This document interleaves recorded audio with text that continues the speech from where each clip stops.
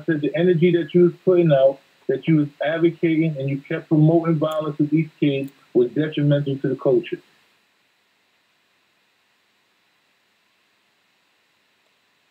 What's going on with my internet tonight?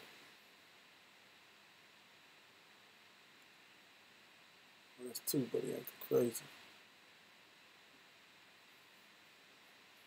And I didn't change. I'm not going to change that. I don't think I said anything that was wrong in that. You started talking about my professional shit that I do. Yeah, but you're talking about my business. If you're talking about my business, I'm going to talk about your business. Okay, like, y'all get on the call? Y'all get on the call? You don't know nothing about me. Can y'all get on the call? I'm going to say this, though. But you don't know anything about me. I'm going to say this. You're giving what you perceive as facts about what my platform and what we stand for over here. Okay, I could give a very astute description of what I believe that your career and your plight stands for. I don't even know what my career is. Then when you start, you don't know how I make money. Okay. You don't know nothing. But just like how you don't know, like again, you don't know the ins and out of my platform.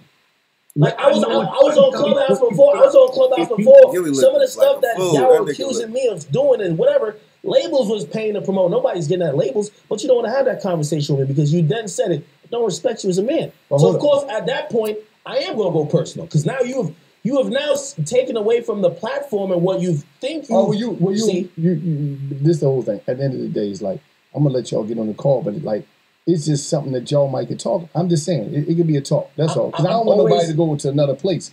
I'm always down to talk to people. It's usually when they start to. Like, don't add no. No. I'm not extra shit. But that's not me. That's not, bro, I'm just not a nigga who you could. I'm just not a nigga you could scare with violence and then I run a hole. No. You ain't got to go about the violence. Don't do the violence shit. Bro, he was the one who brought it. You don't want to even say anything to him? No, you're right. I'm not violent. You're right. I'm not violent. Hey, Mike, don't go on your back. Why are you talking about some love? You have.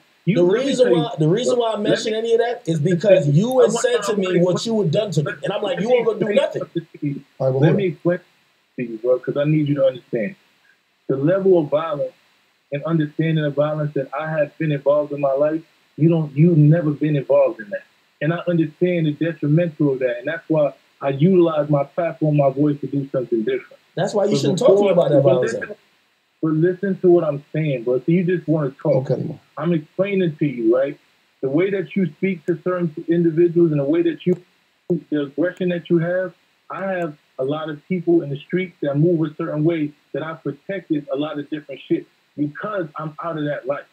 And I'm trying to tell you that the way that the aggression that you have, I don't think that you understand the ramifications I understand the ramifications of that. I understand what comes with threatening a man and telling him to pull up and saying that you got more money than him and you can put money on somebody's head. I understand the ramifications of that, academic. So when I say that, if I said that about a man, I understand that I could lose my life or I'm willing to take that man's life. You never dealt with that level of aggression or violence. But hold on. Y'all talking about street shit. I keep telling y'all I'm a man. Yo, I'm telling y'all I'm a man, so I don't care what you're saying. Hold on, we ain't called for this. No, it's not the game. It's like, yo, y'all are acting like, I could say whatever to y'all because I'm prepared for it, but you're a bitch. So, no, nigga, you can't threaten me or you can't make me feel uncomfortable in where I'm at. He just talking about. That's what that was the sentiment I got. That was like, if you trying to make me feel uncomfortable, I will not be backing down. I will invite you. But it's not about backing. But I'm telling you, talking about backing down. It's like me talking about I'm gonna go have a fight in the ring with Mike Tyson. I can not be uncomfortable, but there's a reality that Mike understands that I don't. And I'm trying to tell you, you playing in arenas with men and people that live by different rules than you. And why are you talking like it's some killing some shit? Oh, see, come on, man. No, for real though, bro. That's what I'm gonna talk to you. You're bringing it off. Much love, myself, bro. Man, I wasn't trying to take it down, bro. No, everything he's saying is fact, bro. Everything he's saying is fact. Everything he said is fact. You said you a civilian, bro. I'm trying to get y'all to be I didn't hear him out. But look, let me tell you. Y'all not hearing me out. I hear you out too. You said you. This is what. Hold on. You sat here and said you're a civilian, right? Hold on, let me pause this right quick. All right. Thanks for tuning to the Smartalecs. Make sure you click the like button. Like, subscribe, you know what to do. Hit the thumbs up. Appreciate the love. So, I think this was a very exposing interview for DJ Academics. Pretty much from beginning to end. It pretty much showed that Academics is, and, you know, it just is what it is. He just seems to be a little immature. His maturity isn't there yet. His mentality is probably, I don't know how old he is. He's probably not as old as me. Probably not as old as Gilly or Wallow. So he's still young. He still has a young mentality. He still has this chip on his shoulder. And he still feels that he has something to prove to people. And unfortunately, it's people who understand that and know that that's his problem, and that's why they pick with him and troll him and things of that nature. Now, my son isn't trolling him, but if you watch the beginning of this interview, he talks about Freddie Gibbs and how, you know, him and Freddie Gibbs have been having a back and forth. And, you know, his biggest thing is, in my opinion, is that he definitely doesn't know how to talk to people. Just have a regular conversation. Either that, or he may be a little drunk right now, and maybe you know how when you is, and the nigga drink Hennessy, so I don't even fuck with Hennessy, because of the way it makes people act. Like, for some reason, Hennessy gives you that like. So he might be a little tipsy. That might be another reason he's, you know, a little bit, you know, but it's like, you know, my son is really just chopping it with him, and you know. The reason I'm saying this is because of what he said, what DJ Academic said.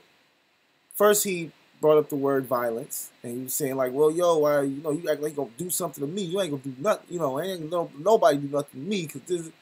And it's like I didn't even hear him say anything about doing anything to him, but of course, DJ Academics is talking about previously.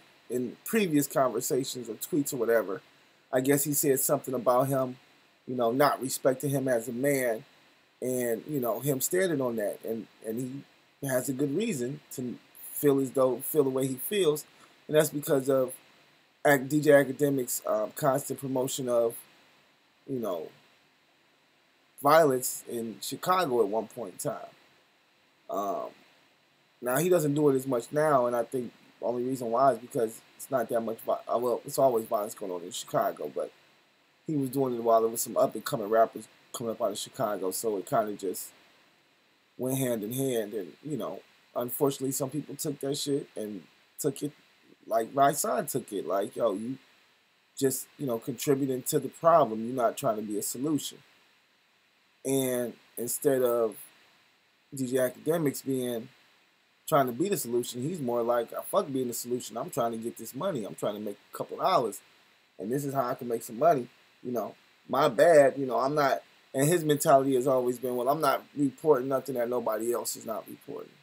And that's always been the truth. I mean, he's not reporting anything that nobody else is reporting. And honestly, if he didn't report it, somebody else would report it. So it's unfortunate that he's stuck in that position. But I think it's more so his attitude about these things, as well as his attitude towards other black men that, you know, because I mean, right now, just going off of the conversation with my side, and like I said, him saying certain things, like he said at the end, like, what you talking, like you a killer or something? It's like he has some type of, he feels threatened by, I don't know, by, like like, honestly, I don't think he's really sat around and really chopped it with any real bosses. He's sat around and chopped it with, I'm not gonna say they're not real bosses because they're probably own their companies, but they're not real bosses because they're not mature either. Like, I don't think Whack 100 he's a boss. He owns his companies, but I don't think he's mature. I think this nigga's like 50, 60 years old, and he's probably one of the most immature individuals I ever. You know, well, I mean, hopefully he's acting, but when he's on Instagram and shit like that, and on these podcasts, he comes off as being one of the most ignorant individuals walking the face of this earth. But once again, that could just be a facade, a role that he's playing because, you know, the villains always get the most views, so that might be it. But you know, going back to you know, DJ Academics, one thing that they're saying that is absolutely true is that, you know, you can tell somebody to pull up, but you don't know what's going to happen when they pull up. You know what I mean? And you might be like, yo, well, it's my house and it's going to be self-defense. Well, you know, you might get shot at your house and you might not get a chance to defend yourself. You know what I mean? What if they just roll up and get to dumping? You know, you think somebody going to get out and have a conversation with you? You think they going to roll up and be like, hey, Academics, come outside so we can talk. Nah, man, niggas. And then you telling niggas to pull up, and if you giving niggas your address or if niggas know where you live, then yeah, I hope your security is super tight. Nigga, your cameras better be on 24/7, 365, and them doors better stay locked. Because niggas will try to come see you if they know where you live at, especially if you talking too crazy. But one thing I can say is just that I've watched DJ Academics for a long time, and I'm not going to say I'm not a DJ Academics fan because when he does stay up on current events. But I think as an individual, like if we met each other in the streets, we probably wouldn't be that cool. Just because, you know, he doesn't live by a code. You know what I'm saying? He lives by the code of basically the money code, which is I need to make money. So I might have to cut off, you know, my left hand, or I might have to do something drastic so I can get this money. But I got to make this money. It seems like he'll put money over his morals and values, and that's just the type of that's not the type of nigga that I am. That's not the type of nigga I would want to be around. So, this interview was dope. Of course, you know, Gilly and Wallow, they definitely do their thing.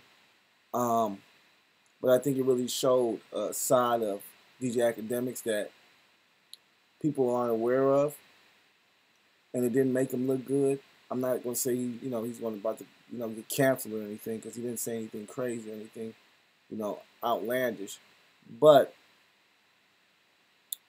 I think people as well as the industry may look at him a little different. They may look at him a little bit more like, yo, you know, I'm going to fuck with you, but bro, you had to chill.